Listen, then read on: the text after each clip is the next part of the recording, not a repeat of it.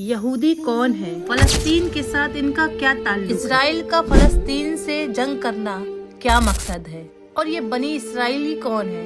इन सभी सवालों के जवाब आपको इस वीडियो में मिलने वाले हैं। ये वीडियो बहुत ही इंफॉर्मेटिव होने वाली है। जानने के लिए वीडियो के एंड तक बने रहें। फलस्तीन या पैलेस्टाइन ये कोई आज का मसला नहीं है, बल्कि ये मसला 3000 सालों से पहले का है। तब से लेकर आज तक इस शहर को कब्जा करने की जंग आज तक जारी है।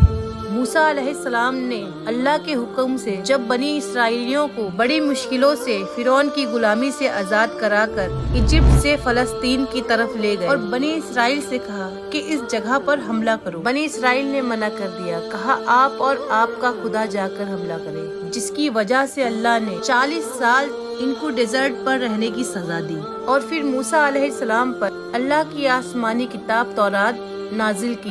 तौरात के पहले चैप्टर में लिखा है, अल्लाह ने इस शहर को यानी फलस्तीन को सिर्फ और सिर्फ इब्राहिम की औलादों के लिए रखा है। इसलिए आज तक ये जंग चलती आ रही है, क्योंकि यहूदी क्लेम करते हैं कि यरूशलेम या फलस्तीन पर सिर्फ और सिर्फ बनी इसराइली का हक है, क्योंकि बनी इसराइल इब्राहिम अलैहिस्सलाम की औलाद, इसहाक नबी की औलाद है। तो इस हिसाब से फलस्तीन पर यहूदियों का हक है? नहीं, ऐसा नहीं है, क्योंकि अल्लाह ने तौरात में फरमाया कि फलस्तीन पर इब्राहिम अलैहिस्सलाम की औलाद का हक है। और इब्राहिम अलैहिस्सलाम की औलाद सिर्फ इसहाक नबी नहीं, इस्माइल अलैहिस्सलाम भी है।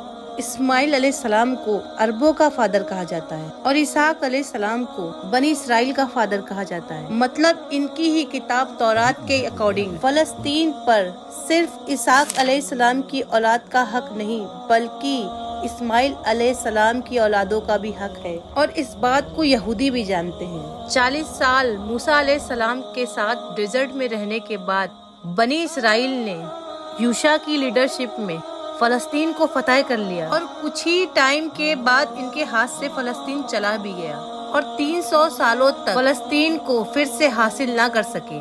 300 साल बाद जब दाऊद अलैहिस्सलाम का वक्त था, तब बनी इसराइल ने फलस्तीन और यरूशलेम को हासिल कर लिया। और फिर उसी जगह पर दाऊद नबी के बेटे हजरत सुलेमान अलैहिस्सलाम ने अल्लाह की इबादत के लिए एक मस्जिद बनाई। बनी इसराइल या यहूदियों ने हजरत सुलेमान अलैहिस्सलाम के बाद यहाँ 400 साल तक हुकूमत की और 400 साल बाद बेबीलोन इराक में उस वक्त का सबसे पावरफुल बादशाह था बख्ते नसर, जिसने अपनी सल्तनत को बढ़ाने के लिए फलस्तीन पर हमला कर दिया, यरूशलेम को तबाह कर दिया और उस इबादत गाह को भी निस्तो नाबूद कर दिया जिसे हजरत सुलेमान ने बनाया था। हजारों यहूदियों को शहीद भी कर दिया और जितने यहूदी जिंदा बचे थे उनको गुलाम बनाकर इराक ले गया। 70 साल तक यहूदी इराकियों की गुलामी करते रहे, पर 70 साल बाद साइरस द ग्रेट, जो ईरान का बहुत ही नेक बादशाह था, जिन्हें हम जुल्करनैन के नाम से भी जानते हैं, यरूशलेम को फतेह कर लिया और वहाँ पर जितने भी यहूदी थे उनको वापस फलस्तीन भेज दिया और उन्हें फंड भी दिया ताकि वो वापस जाकर हजरत सुलेमान की इबादत गाह को फिर से बना सके। जिसके बाद यहूदियों ने 400 साल तक वहाँ पर फिर से हुकूमत की। उसके बाद द ग्रेट रोमन एम्पायर ने फलस्तीन पर हमला कर बनी इसराइल को 600 साल तक बाहर निकाल दिया। रोमन एम्पायर ने यहूदियों पर इतना जुल्म किया जितना कि अब तक किसी ने न किया था। यहूदियों ने रोमन एम्पायर से लड़ने की बहुत कोशिश की। उन्होंने हजारों यहूदियों का कत्ले आम किया, जिसकी वजह से बनी इसराइल छुपकर गारों में रहने लगे। हालात बहुत खराब हो गए थे। रोमन एम्पायर ने बैतुल मुकद्दस, जिसे पहले सुलेमान ने और फिर जुल्करनैन ने बनाया, उसे तबाह कर दिया। रोमन एम्पायर ने फलस्तीन और यरूशलेम पर 600 साल तक हुकूमत की। उसके बाद रोमन एम्पायर ने एक बड़ी गलती की, अरब में फैल रहे नए दीन इस्लाम पर हमला करने की कोशिश की, जो उस वक्त का सबसे तेजी से फैलने वाला दीन था, जिसने कुछ ही सालों में रोमन और पर्शियन एम्पायर को इस्लामिक खिलाफत में फतेह कर लिया। उस वक्त हजरत उमर दुनिया के सबसे ताकतवर बादशाह थे, जिनकी हुकूमत